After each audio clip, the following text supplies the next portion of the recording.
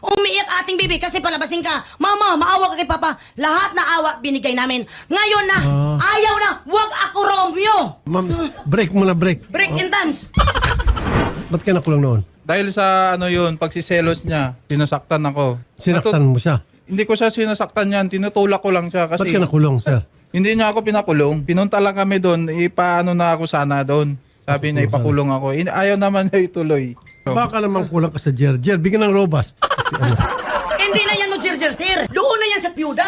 Oh. Kasi magaling daw mag-ipit-ipit. Sabi pa naman yan. Nanaginip, nag-away na kami. Yakapin na naman niya ako yan, di.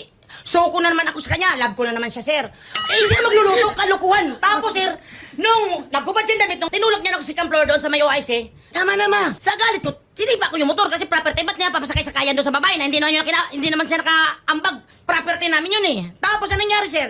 Pinahiga niya ako sa dibdib niya. Sabi niya, sir, oh?